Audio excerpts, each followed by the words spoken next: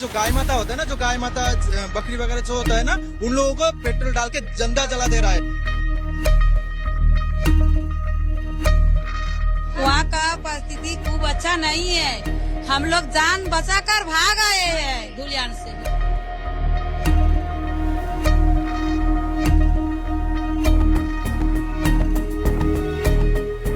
जल टंकी पानी में बीज दुआ है, गुलाब बीज दुआ है। अगर हम पानी जो पीकर हम मर जाएंगे।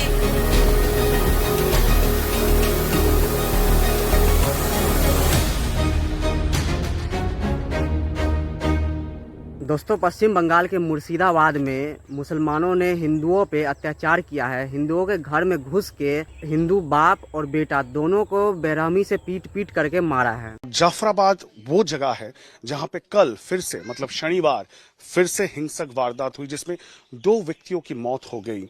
हरगोविंदो दास और चंदन दास, हम उनके घर में हैं।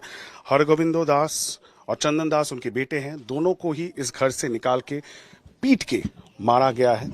ये आरोप इस वक्त परिवार लगा रही है। आप देख सकते हैं उनके घर के बाहर की जो परिस्थिति है वो अपने आप बयां करती है कि किस तरह का हादसा, किस तरह का हिंसक वारदात यहाँ पे देखने को मिला है। जो भीड़ उभर के आई थी और वक़्फ़ के खिलाफ जो प्रोटेस्ट हो रही है मुर्शिदाबाद में, उसी के चलते कहा जा रहा है कि एक भीड़ उभर के आई इस घर और इस इलाके में जितने भी घर हैं उनके ऊपर अटैक किया गया। उसके बाद जो दरवाज़ा है उस दरवाजे को बिल्कुल तोड़ दिया गया है। आपको हम दिखाएंगे, ये है दरवाजे का हाल। आप देख सकते हैं दरवाजे को तोड़ के यहाँ पे कितनी सारी ईंट पड़ी हुई है। ईंटों से पथराव किया गया, दरवाजे को तोड़ के घर के अंदर घुसा गया और उसके बाद घर के अंदर से 2 पुरुष व्यक्ति जो घर में थे, हरगोविंदो दास और चंदन दास, उनको निकाला गया क्योंकि वो जो भीड़ है उसको रोकने की कोशिश कर रहे थे। उनके बाद उनको बाहर ले आके पीट के मार दिया गया है। आपको 1990 का कश्मीर याद आ गया होगा, जैसा कश्मीर में हिंदुओं का नरसंहार हुआ और वहाँ से कश्मीरी पंडित और हिंदू पलायन हुए। नदी पार कर मालदा पहुंच गए, जहां शेल्टर होम उनका ठिकाना बना हुआ है। आप अंदाजा लगाइए कि किस तरह का खौफ है लोगों के भीतर, क्योंकि लोगों ने वही कहा कि प्रशासन भी उनकी मदद करने के लिए तैयार नहीं था। परिवारों को छोड़कर, अपने घर बार को छोड़कर ये यहाँ जाने के लिए मजबूर है। और कितनी बड़ी संख्या में लोगों ने पलायन किया, ये जरा देखिए। तमाम अलग अलग जगहों से शिकायतें ये आई कि बार बार कंप्लेन करने के बावजूद उनकी घरों और दुकानों में लूटपाट की गई। उनके घरों में लोग घुस आए और वो बहुत बेबस, लाचार महसूस कर रहे थे। तो चाहे मैटर कोई भी हो, चाहे वक्फ हो या पाकिस्तान हो या कोई भी और भी मामला हो, जब मुसलमान का आक्रमण होता है तो पैटर्न आपको सिमिलर ही दिखाई देता है। अब बांग्लादेश में भी ऐसा ही हुआ। जब बांग्लादेश में तख्ता पलट हुआ तो वहाँ के हिंदुओं के घर को जलाया गया, हिंदुओं को मारा गया, उसके मंदिर को तोड़ा गया।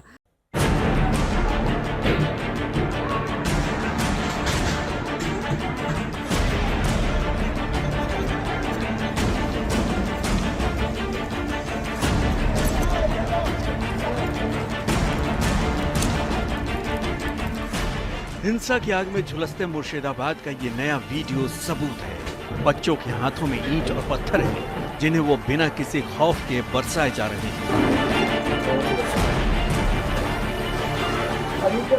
पश्चिम बंगाल में चुनाव से पहले मुर्शिदाबाद एक बड़ी मुसीबत बनकर सामने खड़ा है, इसलिए कि यहाँ हिंसा का खूनी खेल खेला जा रहा है और इसलिए भी मुर्शिदाबाद हिंसा पर हो रही राजनीति का बड़ा अखाड़ा बन गया है। लेकिन राजनीति पर चर्चा से पहले मुर्शिदाबाद के हालात बयां करती कुछ और तस्वीर देखिए। तो मैं आपको समझाता हूँ कि मुसलमान कहीं का भी हो, दुनिया के किसी भी कोने में हो, लेकिन उनका जो एक्ट होता है, एक्ट ऑफ वायलेंस, वो सिमिलर क्यों होता है? क्या यह उनके किताब से लिया गया एक मोटिवेशन है? क्या जो ये करते हैं, जो रिलीजियस बुक में वो उसमें दर्ज है?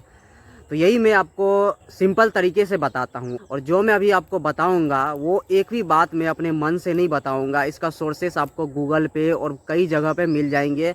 यूट्यूब पे भी इस टॉपिक पे कई लोगों ने बात किया है। देखिए, पॉलिटिकल इस्लाम को 3 भागों में बांटा गया है, टेरिटरी और रिलीजन और परिस्थिति के हिसाब से। एक को कहते हैं दारुल अमन, दूसरे को कहते हैं दारुल हरब और तीसरे को कहते हैं दारुल इस्लाम। देखिए, दारुल अमन वहाँ पे मुसलमान स्थापित करते हैं या स्थापित करना चाहते हैं जहां पे ऑलरेडी मुसलमान मेजॉरिटी में है या ऑलमोस्ट 100% पॉपुलेशन है, या मुसलमान एकदम से कम ताकत में है, इतना वीक है कि वो कुछ कर नहीं सकता है। तो वहाँ पे मुसलमान दारुल अमन लाते हैं, यानी कि पीस लाए। इसके तहत मुसलमान जो नॉन मुस्लिम कम्युनिटी है उसको झूठ बोलेंगे, उनके साथ धोखा करेंगे और उनको बताएंगे कि मुसलमान अच्छे होते हैं, ऐसा काम नहीं करते, वो अच्छे लोग होते हैं। जैसा कि कई जगह आप देखते होंगे जहाँ पे मुसलमान कम कम्युनिटी में होते हैं, वो शांत रहते हैं और वो लोगों से अच्छा बिहेव करते हैं। और दूसरा आता है दारुल हरब। अगर मुस्लिम सिग्निफिकेंट नंबर में है, मतलब 20%, 30%, 40% के पॉपुलेशन में है किसी भी टेरिटरी में, तो वो वहाँ पे संघर्ष करते हैं, कॉन्फ्लिक्ट में रहते हैं। हरब का मतलब ही होता है वॉर और कॉन्फ्लिक्ट, यानी दारुल हरब का मतलब होता है लैंड ऑफ वॉर और लैंड ऑफ कॉन्फ्लिक्ट। तो पश्चिम बंगाल में और कहीं पर भी जहाँ पे मुसलमान सिग्निफिकेंट नंबर में रहते हैं, तो उनका जो एक्ट होता है वो पॉलिटिकल इस्लाम के तहत दारुल हरब कहलाता है। इसमें वो ज़बरदस्ती अपना जो पावर होता है वो शो ऑफ करते हैं और वो अपना झंडा गाड़ना चाहते हैं। ये दारुल हरब जो है वो दारुल इस्लाम की तरफ बढ़ने का स्टेप है। और तीसरा होता है दारुल इस्लाम। इसमें कुछ नहीं है, जो बाकी जो दारुल हरब के कारण जो उन्होंने इस्लामिक कैलिफेट या जो भी राजनीतिक अपना दबदबा कायम कर लिए, अपना शासन कायम कर लिए हैं, तो उसको इसमें कहा गया है कि बाकी जो नॉन मुस्लिम कम्युनिटी है उसको कन्वर्ट करके या जजिया लेकर के या उसके वहाँ से जो नॉन मुस्लिम कम्युनिटी है उसको हटाया जाए। तो बाकी आप समझ गए होंगे कि मैं क्या कहना चाहता हूँ और उनके रिलीजियस स्क्रिप्चर्स क्या कहना चाहते हैं। तो चाहे कश्मीर हो, बांग्लादेश हो, पश्चिम बंगाल हो या दुनिया का कोई भी कोना हो, जहाँ पर भी मुस्लिम आक्रमण करते हैं वो दारुल हरब के तहत अपना पावर शो ऑफ करते हैं दूसरे कम्युनिटी के साथ। तो वहाँ के महिलाओं के साथ रेप किया जाता है, वहाँ के पुरुषों को मारा जाता है, उनको फोर्सली वहाँ से भगाया जाता है ताकि वहाँ पे जो कम्युनिटी बचे वो सिर्फ मुसलमान बचे, ताकि वो इस्लाम को और अच्छे से स्थापित कर सके। अब पश्चिम बंगाल के मुर्शिदाबाद में देखिए ऐसी ऐसी घटना हुई है कि कोई मुसलमान जो अच्छे मुसलमान है वो भी बोलेंगे कि ये सब राक्षस है। टोटल कितने लोग आए? 400 प्लस 400 प्लस लोग आए हुए हाँ। 2 दिन से चल रहा है। 2 दिन से चल रहा है। अभी भी आ रहा है। 100 से 150 घर जला दिया उनके आंखों के सामने। उनको माँ बहन जो है उनका इज्जत भी ले रहा था और 5 लड़की भी गायब है उन लोगों गाँव से हैं। और कह रहा था कि घर आता है, घर आके जो सिलेंडर होता है ना, सिलेंडर को गैस छोड़ देता है और वहां से आग लगा के भाग जाता है और ब्लास्ट हो जाता है घर। और एक बात है, वहाँ के जो गाय माता होता है ना, जो गाय माता बकरी वगैरह जो होता है ना, उन लोगों को पेट्रोल डाल के जिंदा जला दे रहा है। इन लोग आके हमारे पास बोल रहा था और रो रो के सर बहुत मतलब दुखजनक बात है, हालत खराब है बहुत। क्या आपको कश्मीर का जो 1990 का सिचुएशन था वो याद नहीं आ रहा है?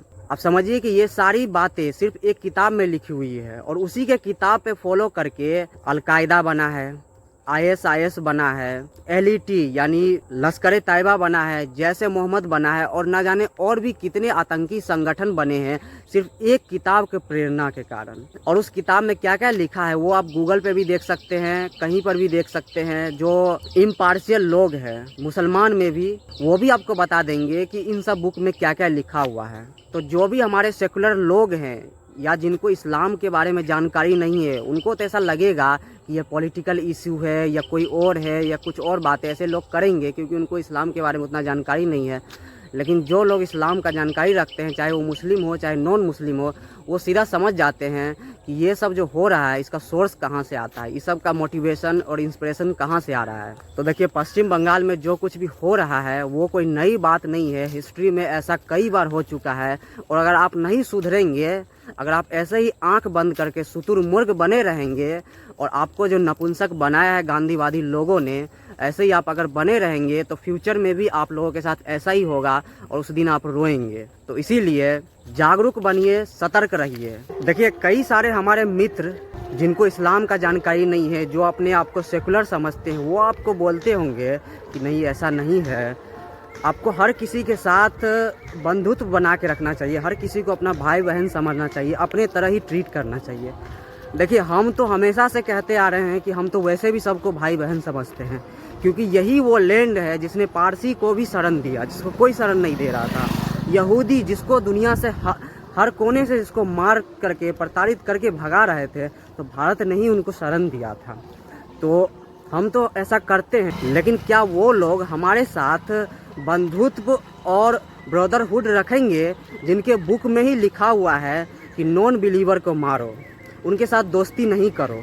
अब ऐसा तो है नहीं कि वो हमको अपने बुक से ऊपर रखेंगे, वो अपने बुक को ही सबसे पहली प्रायोरिटी देंगे और उसमें क्या लिखा हुआ है उसके अकॉर्डिंग ही वो चलेंगे। देखिए, शुक्रवार को जुम्मे के नमाज के बाद मस्जिद से ही भड़काया गया होगा वहाँ के मुसलमानों को कि जा करके हिंदू इलाके में उन पे हमला करो, सड़क पे जो पब्लिक प्रॉपर्टी है उसको जलाओ, तोड़ फोड़ करो, दुकानों में आग लगाओ, मंदिर में तोड़फोड़ करो। तो क्या आपको ऐसा लगता नहीं है कि देश में और दुनिया में कुछ मस्जिद ऐसे हैं जो इस्लामिक टेररिज्म और जिहाद को बढ़ावा दे रहे हैं?